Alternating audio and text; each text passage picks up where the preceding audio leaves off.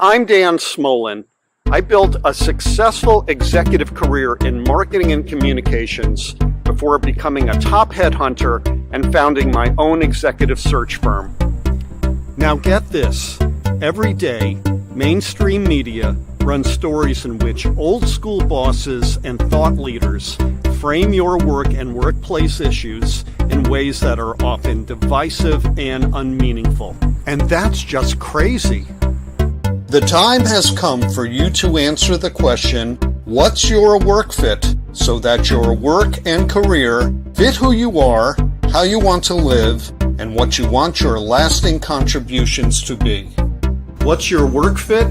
It answers your questions and tackles the issues that keep you up at night about advancing your career in this time of workplace revolution. So let's get started.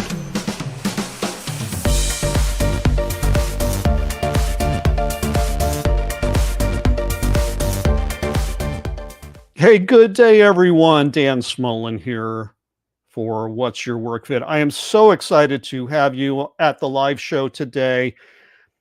You know, it dawned on me, I'm about to start my third year of What's Your Work Fit. I remember the first show, and oh, how it's appropriate that our guest today was my first guest, or at least one of my two first guests. If you are not already following What's Your Work Fit, I would encourage you to do so. We are currently platformed on LinkedIn Live and on YouTube at the What's Your Work Fit channel. You could use the button shown here to connect to our platforms, and that way you won't miss another live show, and you can watch past shows at any time of your convenience and also read up on some of the content that we post to those platforms. Okay, and one other ask. If you enjoy the experience that you are getting here at What's Your Work Fit, I do have an ask, and I ask it every week. And that is to tell 5 of your friends to do the same, to follow us on the platform of their choice. Okay, without further ado, I want to get to my guest today, our returning guest, Denise Brouder. Hey, Denise. Hey, Good Dan. to see you. How are you? I am well. I am so well, and it's always a pleasure to see you. You are, well, certainly one of the people that is sort of a through line in my future of work and workplace journey. We've been working together now, and we've been friends over 5 years. And you're like the 5-time host on SNL. You should get your velvet jacket now. You have been a guest of mine 5 times. This is now your 3rd time on What's Your Work Fit. And thank you for coming back and being a part of the experience. Yeah, it is amazing, Dan, like to reflect back on the first conversation we had about the future of work 3 years ago Yeah. and the evolution that has taken since then. So it's just really, it's for nostalgia reasons, it's really heartfelt for me to come back, and I appreciate the invite. You know, it's a mind blower. You Hmm. go to those original posts and you look at what we were hashtagging. We're not doing it anymore. It's interesting. You use the term evolution. It's Yeah. absolutely evolutionary. How in real time, our discussion is evolving. I mean, when I say real time, I mean real time to the minute. Our understanding of what's going on at work, in the workplace, what workplace means, and all the other things that sort of drive our study. Absolutely fascinating. You know, you have to have your head in a swivel in this world, in this industry in particular. Interesting, it seems like a big story is that it's not necessarily the change that we're observing, or it's really shocking to us, but it's the rate of change. So you really have to have your head in a swivel because you wake up one day and AI has done something different in the world, and now the trajectory has changed. It's rapid, rapid. Oh, indeed. So let me tell Hmm. you about Denise. Denise is the founder of SWAYworkplace. She is a globally recognized and respected flexible work thought leader who operates at the intersection of systems thinking, futurist thinking, and human potential. And Denise is also the founder of the Future of Work Alliance, a discrete community of solopreneurs and small teams that are innovating, building and operating in the global, remote, hybrid, and flexible work industry. And with full disclosure, may I add that I am a founding member of the Future of Work Alliance. And so thrilling to be a part of that with you. Yeah, it's some journey, and just a very quick word on the alliance is i- it's always been my impression that as SMBs are the backbone of every advanced economy. I think that SMBs building in the future workspace are also the backbone of the movement, and we're doing really valuable work in the alliance. Oh, indeed. I could not imagine this group being headlined by people who are at the big brands because that's not where the innovation is happening. The innovation is happening in the future of work. And I always kind of how we describe what we do, Dan, in the Alliance to Mm, others, that it's like we are living and breathing and building on the rough edges of the conversation around the future of work. Because we are in the weeds with our products and our services and the right. clients we're working with and learning from them real time, day to day, what the challenges are, the things you don't read online, but the things are why people are making the decisions they actually make. So it's a fascinating group of people. And we talk about the real time nature of the learning that we're all enjoying as part of this alliance. And I know that as the alliance grows, we're going to be getting some white papers out and some really cool studies that I think are going to blow the minds of a lot of people out there in LinkedIn land. Yeah, most definitely, and that's what it is. It's the collective intelligence for the things that we're learning, and how can we distribute them more widely to inform people and give them a new way of thinking. So let's move forward. Mm, Normally, I start the show off with a viewer provided question to ask our guests. That's not what's happening today. What's happening today is I heard or I read and then later heard you talk about a new concept that you mm. had created that we want to talk about today. And it is called relational intelligence. So I'm hoping you can first tell us what you mean by relational intelligence or RQ, and how can it aid people at work?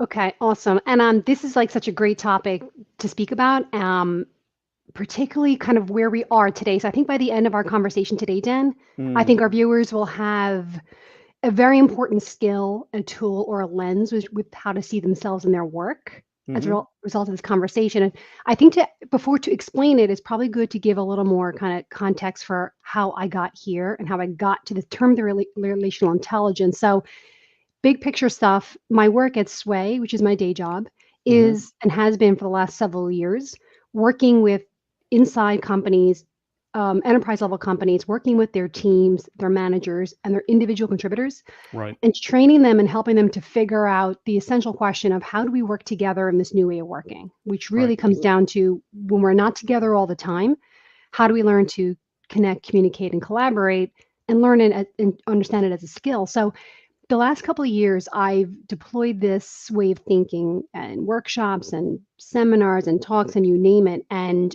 towards the end of last year, I kind of put all put my pencil down and I gathered up all my observational data and the data I collected from people because I was really I felt like I hit a wall and I was stuck because the conversation around what was called hybrid was now called flexibility, generally new ways of working.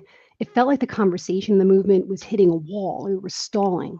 Mm, And having been in the weeds with folks for so long, I really wanted to question and challenge myself to understand what is the actual problem we're solving? Like, what is it that is so hard for us to understand? So I literally dove into my data and I kind of really had a really introspective process of what I thought the problem was. And what I landed on through all my research and data points was it's the lack of or the need to learn to be relationally intelligent is the core key fundamental skill in our future of work. And it's what's mhm. going to determine success or not in our new models of work and our new ways of working. And I included a few slides here, Dan, to kind of help our viewers understand it if you want to kind of switch over Sure, to them. we'll get right to it. Here we go. I can kind of say if I was to boil down my thought process, the Mhm, observation I made when I went cut through the noise to really figure out what is the tension point that's really holding us back from leaders getting on board flexibility at scale and for folks to feel less burnt out and to get those benefits of well-being of working flexibly. And the thought I came down to was that as the modern workplace becomes increasingly distributed and digital, Mm-hmm. modern employees, who are all of us, are increasingly at risk of becoming disconnected, Mm. disengaged. So you can put all the other things you've kind of read and heard about and put it to the side and just literally swallow this statement whole. Right. The more distributed we become, the more flexible we work together. What that simply means is we are now looking at each other and communicating, developing relationships digitally. Right. And that is just a whole new playing field. That is a whole new world. It's a whole new set of rules for how we do it so that we don't become instinctively, naturally disconnected and disengaged. And Mm-hmm. that's kind of like, again, so when I went through my through line of what did I see over 3 years of deploying my training, this is what I found to be the core problem. This is it. This is Mm-hmm. the nugget. So I really thought, now how do we dig into this and understand, well, then how would we solve for this at scale? And Mm-hmm. if you want to switch to the next slide and kind of show what it came to. So I landed on that point, Dan, like that. Is that really it? Is it the fact that we have to learn to develop relationships in a digital world? And if we could solve for that, then do we modernize our workforce, modernize our work practices, and move from flexibility being a thing to it just becoming normal work? Right. And that's kind of where this my feeling and the term came from around relational intelligence. And what I define it as is the nature of how we communicate determines the quality of our relationships, which determines the quality of our lives. And relational intelligence is that artful, kind of playful skill of knowing how to navigate, define, and build fruitful relationships in the digital age. And if we can master that, we've solved the core problem for our new ways of working. Interesting. Mm-hmm. Interesting. So let's move forward. You've identified 7 aspects of what you call RQ, or relational intelligence. So Yeah. take us through them. So again, going back into my data points, and when I say I researched this, I talked to everyone, academics, I did market-based research, I talked to astrophysicists and practitioners of holism. I went all around the world looking for what is the nature of how we develop relationships in our new ways of working. And I came up with, and I kind of discovered, I should say, 7 essential features. And this is a way for just kind of understanding for how to grasp what the concept is and how it's meaningful to you in our new ways of working. And the first, and probably one of the most important aspects of relational intelligence is the awareness that nothing is absolute. And what I mean by that is that there's nothing individually on its core has individual or inherent value. And what I mean by that, Dan, is you could produce the best podcast that ever existed on the face of the earth. But if others didn't respond to it, it would have no inherent value. which is the thinking behind what's your work fit. We had to deal with exactly that. We had the greatest content in the world as long as everybody agreed that it was relatable to them. That's right. So nothing, to that point, nothing individually has its own inherent value. One thing only has value in relation to something else. So the thinking behind that is it's actually the dynamic in a relationship is where we create any form of value or where we derive any source of meaning. So individually as a person, I have inherent value, but I create meaning in relation to somebody else, my employer, my team, and so on. So nothing by itself has this kind of core inherent value. Mm. The second kind of, and again, I know this is kind of like just to say out loud, this is kind of higher conceptual thinking, but I just kind Right. of want to lay it all out on the table here, and folks can kind of take from what they want. The second point that I came to is about evolving networks, and that had a lot to do, Dan, with my observation that all around us, as companies are becoming far more decentralized and kind of flatter by nature, our professional networks, which we used to be folks who'd hold our distance, is now kind of morphing into this ecosystem of personal relationships. And how Agreed. do we think about the ecosystem and how do we move from that kind of professional distance to becoming a little closer to the relationships that we have? The third aspect of RQ is that EQ leads to RQ, and EQ is a term that folks are probably familiar with. It's Sure. a lot emotional intelligence and emotional awareness.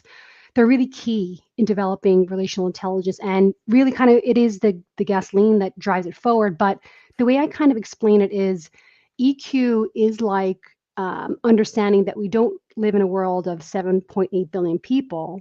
but that we live amongst 7.8 billion worlds of one. Like, so the EQ is like seeing that everyone is understanding, appreciating the distinct nature of people. But RQ, which is the next level, is understanding how those worlds interact. And that's a really important kind of next kind of beyond EQ distinction to make. Right. The fourth part is that we are kind of very multidimensional beings. And what I mean by that is relationships at the end of the day, your net value is kind of the nature and quality of relationships that you have. And if that is the case, we tend to run in the same circles. Like we tend to run with our college friends and our high school friends and our neighbors. But we are multidimensional beings. And I think that there are a lot more sides and shades of flavors to us than we tend to give ourselves credit for. And what I mean by that is sparking, we all share in this human design of complex capabilities and characteristics. And there's way more, Dan. I really believe there's far more about us that we don't know than we do. So it is essential to really kind of tap into your innate sense of curiosity about yourself and the world around you. Right. The fifth kind of core aspect of RQ is understanding trust and trust as a foundation. And it is without a shadow of a doubt what I've understood through my work is that there is no relationship that exists without trust, authentic trust. It is a core concept and the core piece of it. The sixth part of RQ is the concept of branching out. And this is kind of like building on the point I made earlier that we tend to run in our familiar circles, but the world is huge. It is vast and it's moving fast. And it's about our ability, our kind of our capacity and our willingness to reach out to new people, to broaden those networks that can provide us new experiences. And with new experiences comes the realization of the other sides of ourselves that we may not necessarily know, and strengthening the relationship you have with yourself, which really impacts how we show up in our professional and also in our personal lives. And the last part then, Dan, is diversity of thought. This is kind of also kind of leaning through to the idea that true diversity of thought, again, it comes from connecting with people that are outside our usual circles. And I don't mean, it's not a measure of how many connections do I have on LinkedIn or how many followers. I'm not sure that algorithmically defined number means that. It's about what is the nature of the relationships that you have with others. Okay. And I think 6 and 7 to me really ring the bell. And that is because, I mean, you talked about how inherently we start off as tribal. You mentioned how you'll hang out with your fellow alumni from college. You know, my platform is my summer camp alumni group, which is 500 strong. And yet, I look at the relationships that I've had, Denise, over the past 5 years, and oh my goodness, has that changed? The people like you who I am in touch with on a perpetual basis, either on LinkedIn or sending you text messages or on WhatsApp or eventually face to face, those relationships are in many respects novel. They pretty much happened in the last 12 to 24 months. And that is because I think we who are observers of the dynamic workplace are seeking others out who are thinking about the same vexing problems. That may be how you and I got together. It's certainly the case with others that I have become friendly with on platforms like LinkedIn. The people that I am in touch with now are almost completely different than the people I was in touch with 10 years ago, even 6 years ago. Do you And find that? yes, you and I share in that for sure. Yeah, Yeah. I think that you and I have been living this RQ for the last couple of years, but then you have to, I think the thing to remember here is that you and I and our fellow peers in our space around the future of work, Yeah. We've had that kind of, because when you're outside of a structured organization or a defined role, you know, you have that freedom to pursue your sense of curiosity and find folks and whatnot and develop those relationships. But I think sometimes when you're in larger structured orgs and you have a role, a defined role, and you're not doing the same thing every day, but Yeah. you're working with teams with certain mandates and goals, I think sometimes you it's new news, I think, that it's just an imperative in our new ways of working to develop that skill of relational intelligence and be able to branch out beyond your LinkedIn network to find people in your space around you that can help you understand something new, that can help you learn something new, that can you can lean in, learn, help somebody else learn something new. How do we develop relationships? So, but even at its core, if I bring Yeah. it back to my day-to-day work, it is the rate of change of people within companies is quite high. And that's Right. one of the biggest things I saw. Like there are folks that have never met their teammates in person, Right. that have only ever known them as a digital card, if because sometimes cameras aren't even on. And there's been like folks I've worked with told me like it's kind of embarrassing. They might get eventually to a team meeting and bump into somebody and be embarrassed because they didn't know who they were, even though they might have traded emails with them for almost a year. So the question is, how do we switch our mind to understanding how do we develop relationships with people in the digital age? And if we can solve for that, then we solve for a lot of the friction and our new ways of working, and then flexibility has the potential to become the norm. I've had opportunity to get friendly with two professional comedians who double as, for lack of a better term, workplace tumblers. The tumbler in the Catskills was the man or woman who would get people riled up and talking to each other and engaging. And what these two gentlemen have found is that because of all the changes that have happened, and you mentioned it, on my team, I may have never met in real life my direct reports, my peers, my boss. That's common now. So when we do gather, it's jarring to say the least. We Mm-hmm. don't necessarily have the interpersonal skills to affect what you call relational intelligence. Mm-hmm. Mm-hmm. So talk to me about the practicality of your study here. And for the perhaps skeptical hiring manager or Mm-hmm. team leader, how do we gateway them into the beauty of all this? The understanding that you don't have to do everything, but perhaps if you try a few things, you might find out that team outcomes are better. The projects get done better, maybe faster, but maybe better. And more importantly, this is the world I came out of recruitment. Maybe the lifetime value of your hires is longer. Right. What are your And thoughts? so this is why we're whiplashing or whipsawing. What do you call that? What's the phrase to say? You're just. It's why Amazon came out with their announcement last week about wanting to go back to the office. Let's just be real. That's what it is. It is this kind of whiplash effect to. It is far easier to go back to a version of what we knew than it is to Right, move forward. And we can no longer stay treading water where we are. right, And people do that. And I believe, kind of with this new kind of understanding and research I've done, that they're doing that because they've not put in the investment, or maybe don't even have the awareness yet that we have to learn how to develop and sustain relationships in a digital world. So they're going back to kind of the in-office setting, because inside the box of an office, when we're mhm, physically all bumping into each other, you have nothing but each other to look at all day. You're at a minimum, you're developing a relationship. Is it a quality one? Maybe, maybe not. But without the conviction to move forward with these new way of thinking, I think that's why people tend to go back. But I mean, in terms of like how people think about getting there, there's kind of 5 kind of things I think about, which are kind of the key components of relational intelligence. So if I was like talking to a manager as an example and explaining this to them and why they should move forward, flexibility, it would be like self-awareness is a huge component, like being self-aware of yourself, being self-aware as a manager and of your team. And it's a huge, huge, huge component of RQ in helping people understand their own emotions and their others, what their strengths are and weaknesses, and how you can use that understanding of each other to influence how we interact with those around us. Like, how do you manage those emotional responses and behaviors in various relational contexts? I think the second thing I would say to a mm, manager is the idea of social awareness. mm, And that's a really has a lot to do with like the ability to, how would you accurately kind of read a social cue, like read a room. right, Um, right. So how would you, know the way people say things sometimes is way more informative than what they say. So how are we kind of more socially aware of what it is that's happening around us?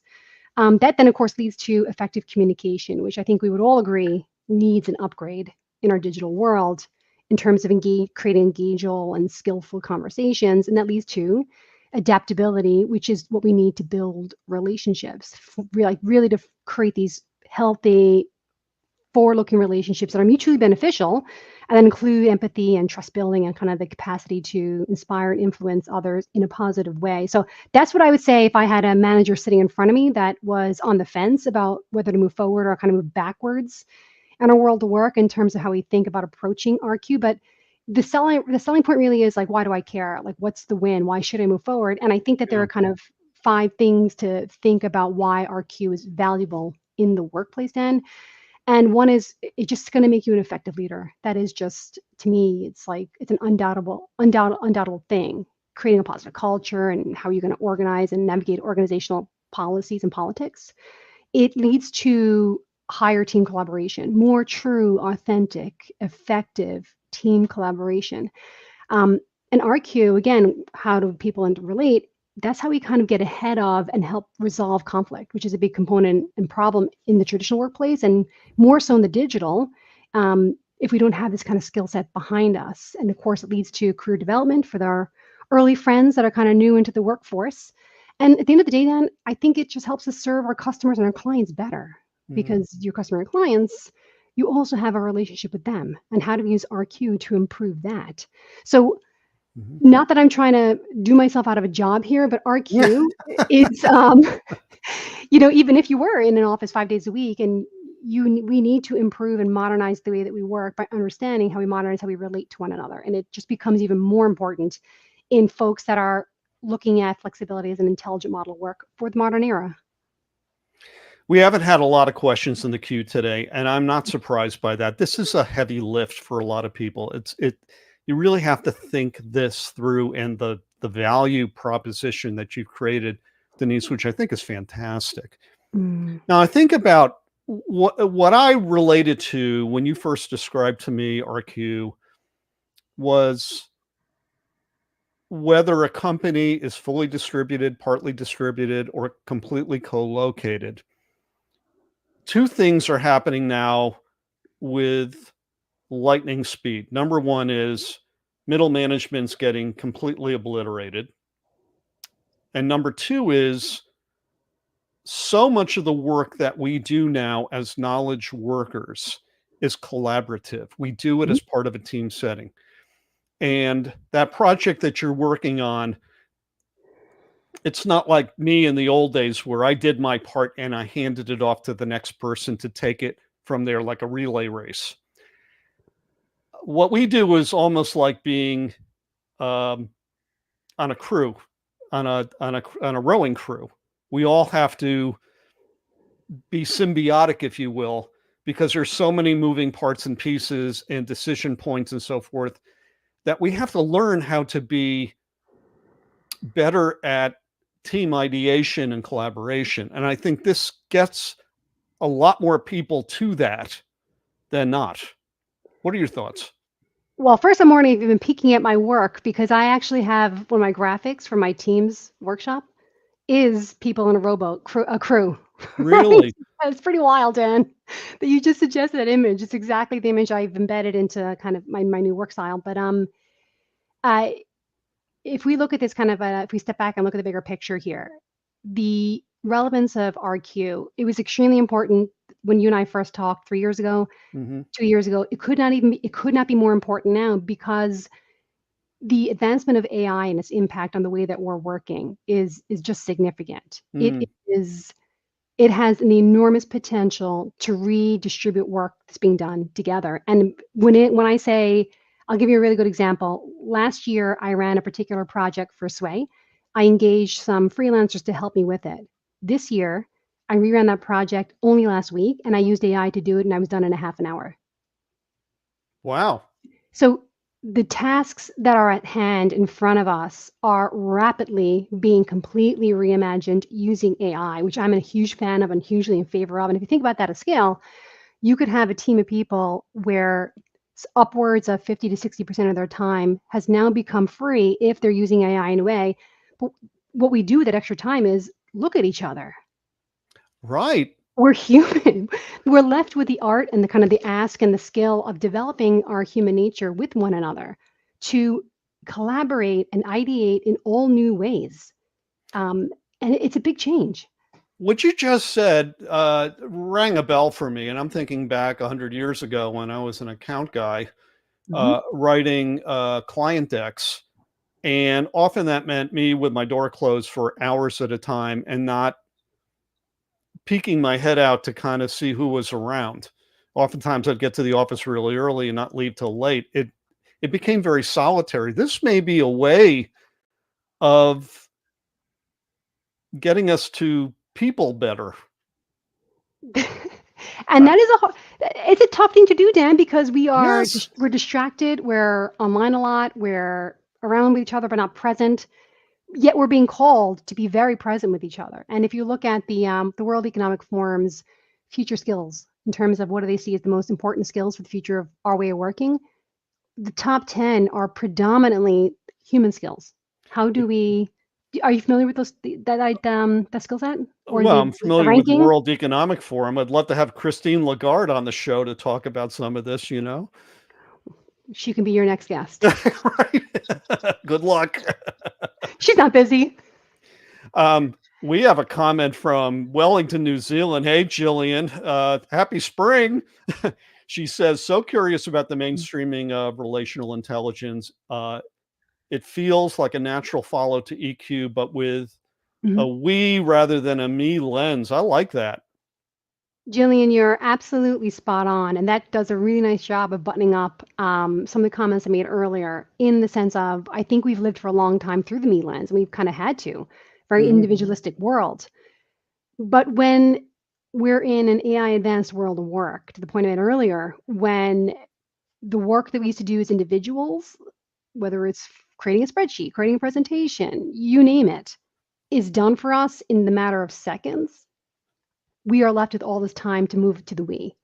And that is definitely a next step onto the relational intelligence. In terms of mainstreaming it, I mean, that's why these conversations are important, Dan. That's Right. why, like, just at least getting the a framework for thinking about it out there and getting people comfortable talking about it is the first step in beginning to mainstream. Because I'm not saying anything. We have everything we already need. We just have to grow our awareness around it. So I want to talk a little bit about the future workforce. Hmm. And I think you know, because I believe I've mentioned it, that my wife teaches gifted kids in a middle school setting. And a lot of the work that they do revolves around that team table. They don't do individual projects. It's always team ideation, team involvement. Marcia works hard with them, not only to respect each other, but to bring out the best in each other. Now, think about the absurdity of that. You have teenagers. I do. To get a 12-year-old thinking about the really good thing that their fellow 12 or 13-year-old has just come up with and helping them expand that idea and working with them to create something that's collaborative.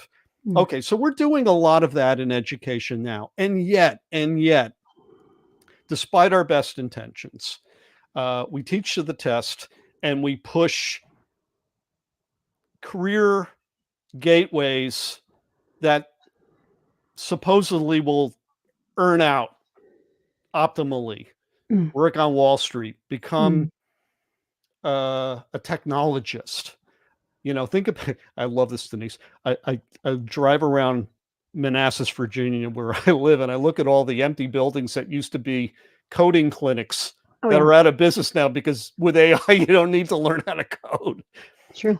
So we're creating generations of absolutely neurotic future workforce members. And I want to turn our attention to a really stunning op-ed that's in yesterday's New York Times. Hmm. It written by Isabella Glassman.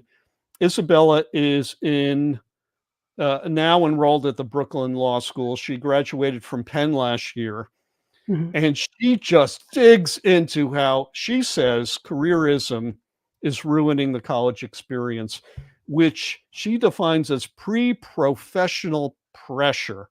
Mm. Also brings out a few interesting things that just blew my mind, and I want to ask you about them. The first is that, well, we know that intern slots at big firms like Goldman Sachs are really plum. Intern slots, not necessarily full-time entry-level jobs. And she Hmm. mentioned that 350,000 undergrads across the US applied for about 2,700 undergraduate intern slots at Goldman Sachs. Mm. That's insane. That's an Hmm. insane amount of pressure to put on a young person or for them to put on themselves. And stepping back a bit, I mentioned this to you before we went live. Um, Part of the college experience is, to explore, to join a club. And one of the clubs that they had, I guess, at one of the IVs was the investment club, which is now turning away prospective members. They have too many members to manage. Hmm. That's insanity. Hmm. So, to her point, we're so focused on the optimal goals that our elders place on young people Yes. that, and I've spoken before about the graduate classes like at Ithaca College. They are neurotic. Yes. They're so focused on being perfect, and I'm like, there is no perfect. There's no perfect, Or, right? read Voltaire. Perfect is Yeah. the enemy of good. Um, How do we apply the learning that you're developing now with RQ mhm. to create a better platformed experience in grade school and in college Yeah. so that these really talented, hardworking young people, up and comers, don't flame out because the resume doesn't have Yes. the internship that they wanted. So, the future of learning is the other side of the coin to the future of work. They are the same thing, and they actually have their origins in the same place. Like the high school movement that was established in the U.S. Yeah. came, I believe, from the Persian area originally, was designed to move kids off of one room farm schools into a standardized method, standardized learning, which I would argue has been beneficial and not in a lot of ways to feed the way that we've been working, standardized, traditional, in a box in a lot of ways. So that system for a very long time worked fantastically because it created this enormous economy called the USA. And it's Yeah. driven a lot, not everyone, unfortunately, but a lot of people into some kind of degree of standards of living and prosperity in some cases. So, but it's losing its relevance in the world today. It's losing its relevance. And I'm intimately familiar with what you're talking about, Dan, because I do have my oldest is 16. He's a junior Mm. in high school. So we are literally going through this process. And I'll tell you the two wild things I'm observing in my own line of work, the things we talk about regularly. I see this future of work, and I see the way I'm using AI, and I'm a small team Hmm. to modernize a ton of the work that I do. And I can only imagine what that would look like at scale, that when I go and to school events, the first question I ask them is, "How are you preparing the kids for an AI fueled world?" And the Mm. answer is often um, next question, Right. because they don't have an answer to. So there is a natural ill fit between the way that we are training our children or kind of setting them up for success education and the world of work that's going to receive them. There's a natural divide happening there, Dan. It really, really concerns me because I'm not sure that the education system is on par with the rate of change that's happening in the way that we work. So that's one side of thing. Is there's just a growing mismatch happening there, and the on the supply side, which is like the parents putting their kids into college, I observe it in my own surroundings. Right. There is a level of. I'll give you an example. I live in the state of New Jersey. Hmm. We're kind of live in the commuting belt around New York City. Right. So kind of like the area. Otherwise known as the bridge and tunnel. Okay, okay, fine. You said it. I wasn't going to use that, but I'm not going to tell you what parkway exit I am Right. on Right. in Right. Jersey. No, that'll be going too far, Dan.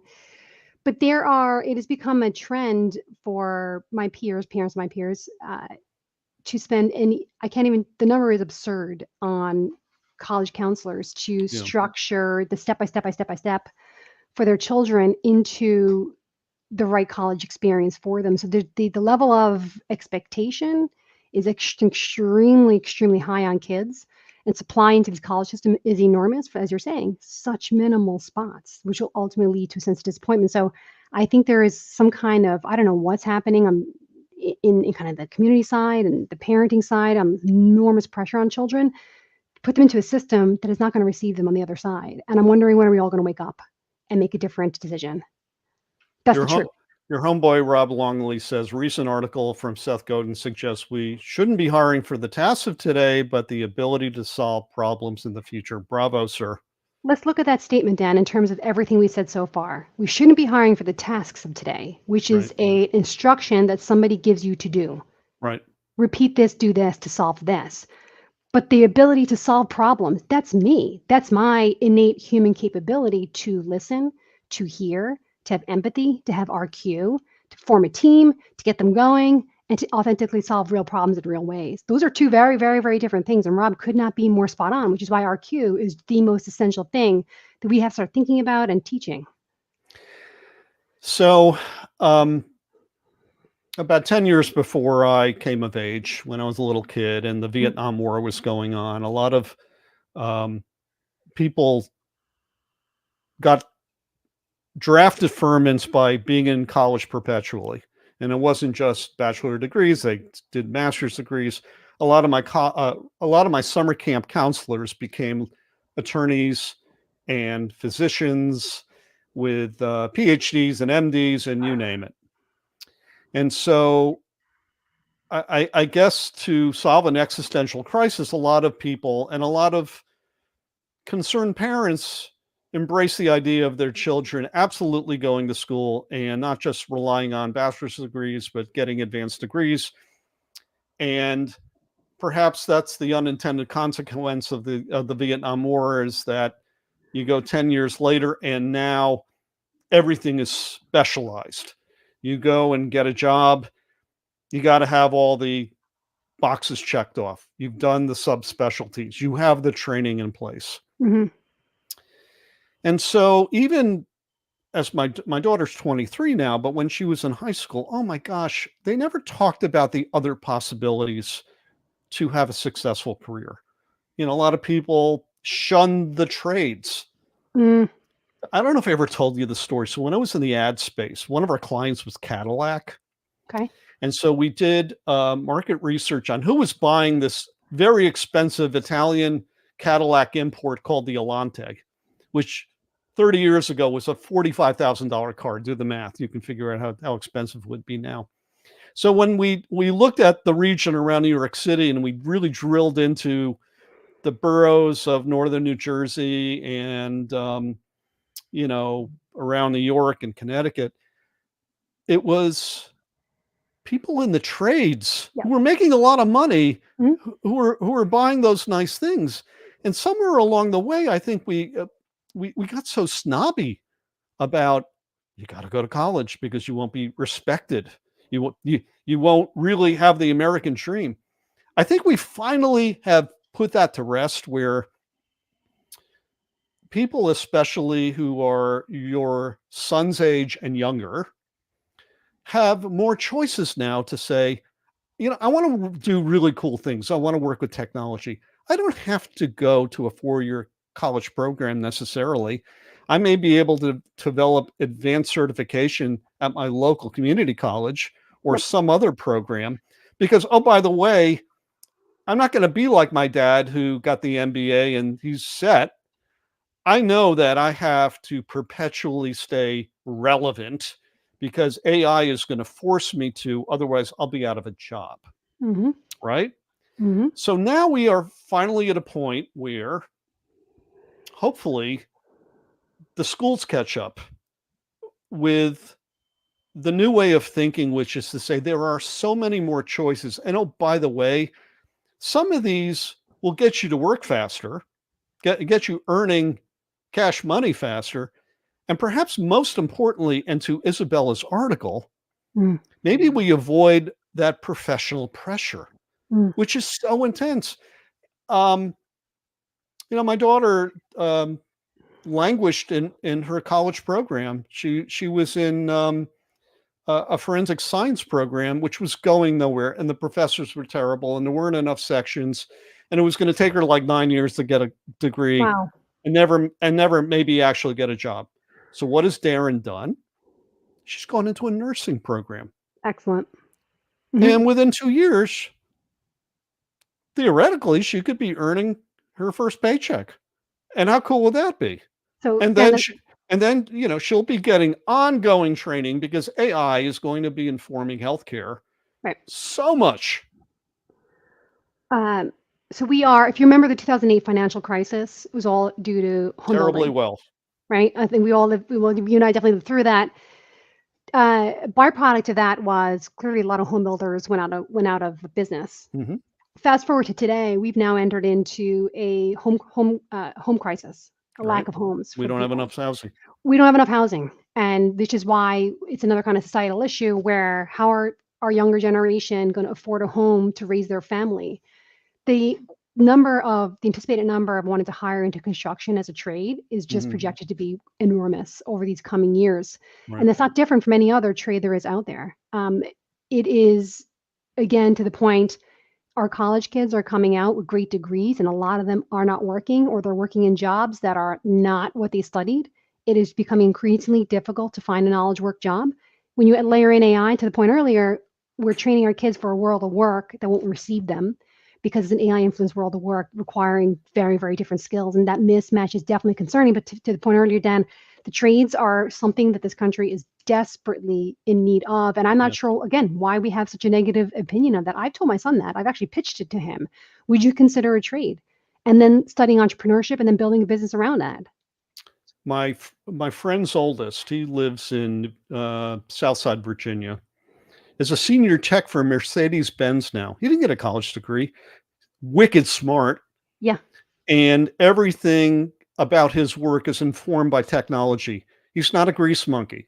right. Yeah, he can do an oil change, he can rotate tires, sure, but so much of Mercedes-Benz vehicles now are basically, uh, high-tech computers on 4 wheels. Hmm. You have to know how to deal with that, and, oh, by the way, if you've ever had a car problem lately, it's usually involves something going wrong with a computer in the onboard That's uh, right. guidance system in your car, perhaps needs a firmware update, or somebody really smart like my friend's son who works for Mercedes-Benz to make that $150,000 investment on 4 wheels operate properly. That's So important work.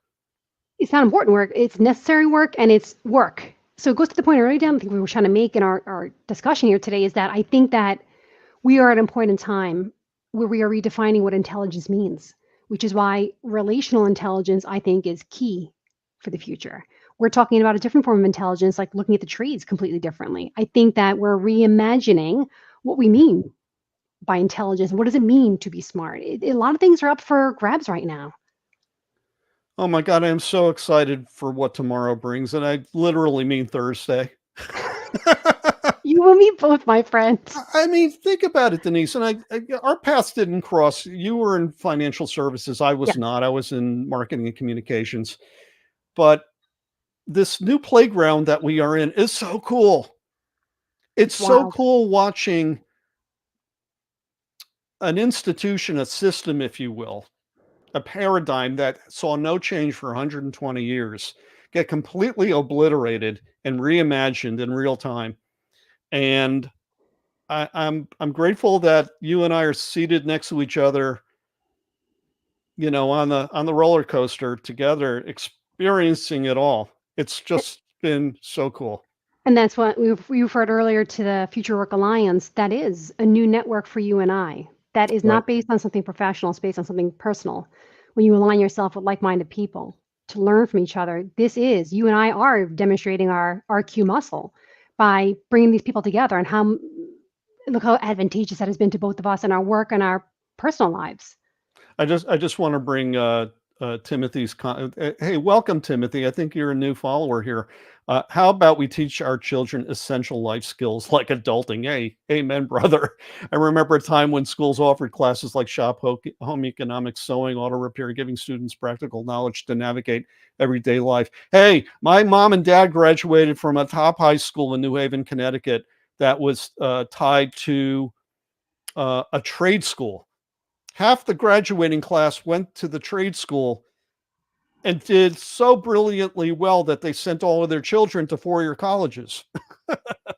So I agree with Timothy on that. But unfortunately, we have run out of time. And, well, we're going to have Denise back because she's our returning champion. So, Denise, we close each program with What's Your Work Fit? Now, when we've had returning guests, they've usually been on the show once prior, but you've been on the show twice prior. So it's going to be really interesting to see the progression from your first appearance in October 2022, 2 years ago, to your second earlier this year in January. So without further ado, let's explore what you said, the answer you provided to the question, what's your work fit? Here we go. Oh my. So on our very first episode of What's Your Work Fit in October 2022, we had you on with Dr. Charles Glassman, my dear friend. And I asked you both the question, what's your work fit? What attribute, condition, place, state of mind makes work a wonderful part of the day, doing other wonderful things? And here's the operative thing: not the all-consuming time suck of a day. So back in October 2022, here's what you said. Denise, my friend, what's your work fit? A big shift I made was I no longer look at my work day as like 8 to 6, 9 to 5, like this time box. Yeah. I get up in the morning, I do something physical to wake up my body. I breathe and stretch and meditate to focus my mind, to get to a center point. And then I set 3 goals for the day. These are the 3 things I want to accomplish today. And then I just let the day roll. Anything change in that? Oh my God. I don't remember saying that, but that is how I run my days. I was able to follow through on the majority of that by focusing on my habits, which I think is hugely important. But it's very cool to see. How cool is that? Oh my God, that's wild. It's like my hype reel. Well, but you think about it. This is what's going to be so fun about bringing guests back, to see the progression of what gets them through the day, what brings them joy, what creates a work fit. Yeah. Is that pretty much it, or would you add anything to that journey? It's all I operate the same way. Nothing is different. Yeah. I think that, our conversation has evolved a lot over since 2022. It's also like, what's the vibe? Like everything has a vibe and a kind of a point, like a reflection of a point in time. Yeah. And I got to tell you, like, what's different to before is that I feel like I'm in fight mode now. Like we've worked too hard and too long, and there's too much at stake here to let flexibility move away and move back to unintelligent, traditional form of work. I feel like I'm in kind of like, it's go mode, and I'm ready to go. And I think a lot of people around us are. So essentially, nothing has changed practically except for my feeling. Your intensity, that we're dealing with an existential crisis and a lot of pushback. Not to pick on Andy Jassy, but he represents an old way of thinking that a lot of C-suites still would embrace, but it doesn't benefit them in the long run, nor does it provide them the best hires who are going to want a work fit, who are going to want that work to be a wonderful part of the day in which they do other things, and not what is so often the case, like an episode of Suits where no one leaves the office. Pick away on Andy Jassy, please do. The shortism that drives a lot of decision making is hurting the long-term game for a lot of us. And I just think that there's too much at stake here to go back. Before we depart, and oh, by the way, stick around because I made mojitos. Oh, sweet. point our listeners and viewers to your social media and how they can get in touch with you. I would say the best way is to follow me on LinkedIn. Denise Brouder is literally as simple as that on my LinkedIn profile. And I also have some additional writing I did on RQ that things that we didn't necessarily cover today. If you hit me on LinkedIn, drop me a message. I'll be happy to send you some more information to read. And oh, by the way, we are going to link that slideshow to our commentary on this LinkedIn post. So if you are watching this as a playback, you can find that in comments. And Denise Brouder, my friend, my sister from another mother, thank you so much. This has been an absolute joy. I know we'll have you back on again soon. Dan, I'll see you in 2025. Very good. Hopefully in person. That'd be amazing. So on our